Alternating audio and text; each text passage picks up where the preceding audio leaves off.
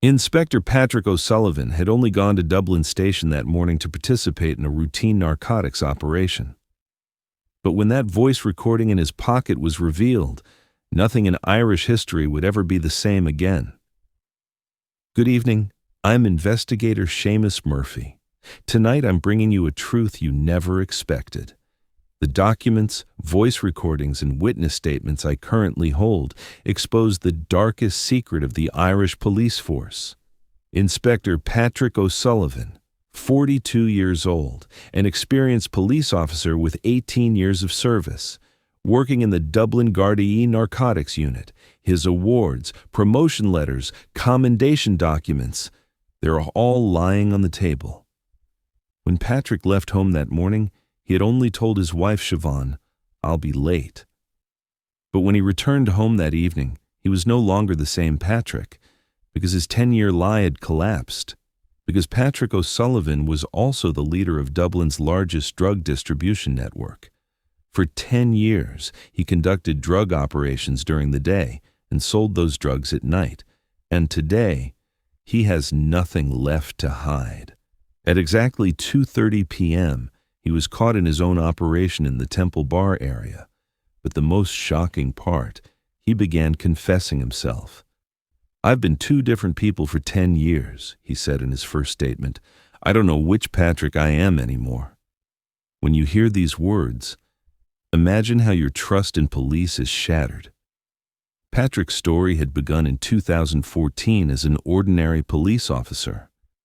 But the night he made his first drug sale, he didn't just earn money, he sold his soul. Starting his duty as a young police officer in 2014, Patrick was earning €2,400 monthly at that time. His wife Siobhan was pregnant, his father was a heart patient, living costs in Dublin were high. The first breaking point came then. He noticed that some of the drugs seized in narcotics operations weren't being recorded. This situation was systematic. Some high-ranking officers were already involved in this business. "At first, I fought with my conscience," he says in his confession. "But then I thought, everyone's doing it. Why shouldn't I?" This thought was the beginning of a 10-year dark journey. He started with small amounts initially. He wouldn't record 100 grams of cocaine seized in operations, selling it to his contacts on Grafton Street. His monthly income suddenly jumped to €6,000. After that first sale, Patrick had told his wife, "I won a big bonus." But the truth was, from the moment he told his first lie, he was transforming into someone else each day. But Patrick O'Sullivan wasn't an ordinary opportunist cop. He was thinking much bigger. Within 6 months, he began building his own network. First step, finding reliable buyers. Second step, controlling the supply chain. Third step, crushing competitors. Patrick was using the official power of Dublin Gardaí to eliminate rival dealers. But this wasn't just killing his competitors, it was killing the last remnants of his conscience. In the voice recordings we obtained today, he explains this openly. "I'm from Dublin Gardaí. I can arrest whoever I want whenever I want. No one can question me, because I represent the Irish state." This recording is from 2019, exactly 4 years ago. Did you hear that cold-bloodedness? The comfort of a man using state power for personal gain. Do you remember the major narcotics operation in Dublin in 2018? 50 people were detained, 100 kilos of cocaine were seized. The hero of that operation was Patrick O'Sullivan.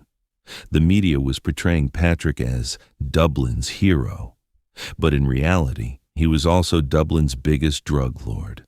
2020 to 2023 are recorded as Patrick's golden years. But this gold was built on blood flowing through Dublin streets. During COVID, people staying home began consuming more drugs. Patrick also took advantage of this opportunity. He developed the courier system, established an online sales network. His monthly turnover reached €500,000. In 2021, he bought a farmhouse in Wicklow, officially in his wife Siobhan's name. In 2022, a villa in Cork. In 2023, 3 separate apartments in Dublin. Siobhan explained Patrick's sudden wealth as smart investments. But the source of those smart investments was the corpses of young people dying on Dublin streets. How would he explain this wealth with a police salary? He had found the solution too. Fake entrepreneurship, the consulting company opened in his wife's name, was very successful on paper. Money laundering was very easy, he says in his confession, because no one investigates a police officer. It's a trustworthy profession. Patrick's business had grown with shipments coming from Cork port, but that port brought not only drugs, but bloody reckonings as well. Dutch cartels wanted to benefit from Patrick's network in Dublin, because Patrick had an advantage: Gardaí identity. The Dutch gave me special prices, he says, because I was their safest partner. We had no risk of police raids. And at that moment, he transformed from a small opportunist cop to an international drug lord. The first serious warning came in autumn 2023. Internal audit began noticing inconsistencies in some operations. Patrick had called the audit officers to a normal meeting, but after that meeting, the audit officers never dared to question Patrick again. In the voice recording I have, you can clearly hear this threat. I've been in this business for 10 years. Who are you to audit me? Be careful, I can audit you too. This morning Patrick had gone to the station for a routine operation, but that voice recording in his pocket would actually cause him to write his own gravestone. The operation that began at 6 a.m. this morning was actually the fruit of 6 months of preparation. Internal audit had been quietly monitoring Patrick, phone tapping, surveillance operations, financial investigations. And today, all evidence came together. What emerged from Patrick's house in the morning operation: 200,000 euros, cash 2 kilos of pure cocaine, fake identity documents, check and promissory notebook, total 2 million euros. Most importantly, 3 mobile phones. Those phones contained all of Patrick's conversations from the last 2 years. But the real bomb was that voice note Patrick had recorded for himself. When Patrick was caught, his first reaction was denial. But when he suddenly started talking at 7 p.m., Ireland's biggest police scandal was exposed.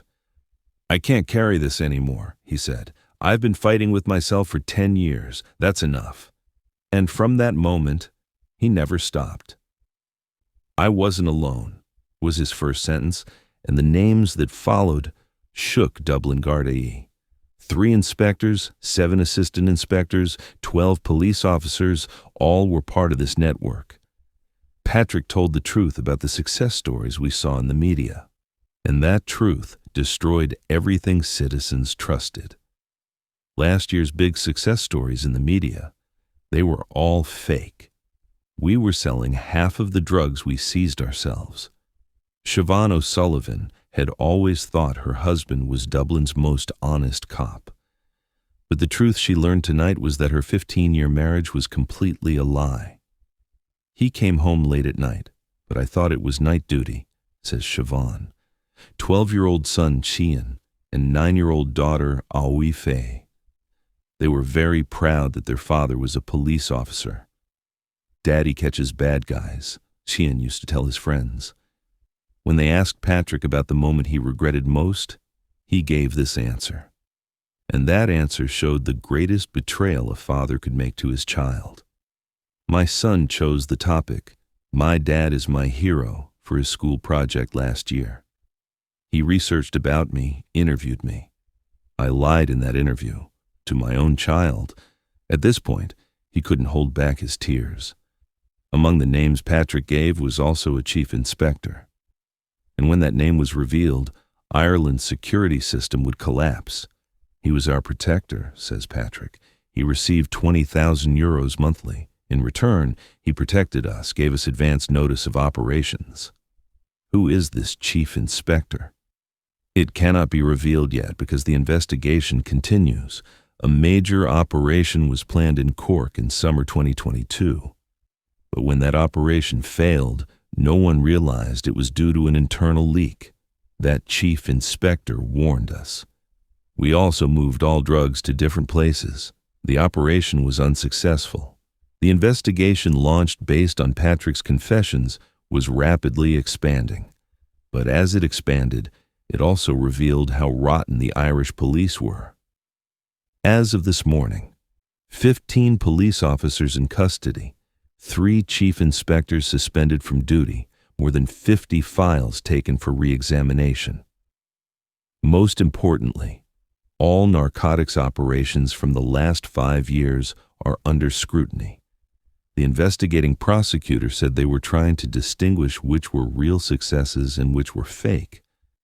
But would there be anyone left to trust as police in Ireland after this process?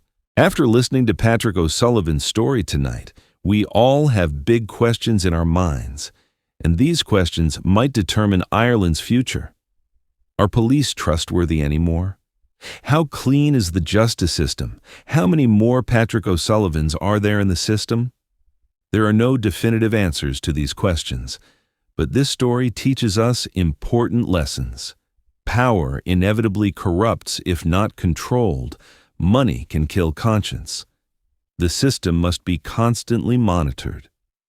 Patrick O'Sullivan will appear in court for his first hearing tomorrow. But the real trial will be for Ireland to regain its trust in justice. That voice recording in Patrick's pocket is judging not just one police officer, but the entire system. And we are the jury in this trial. Good night, Ireland.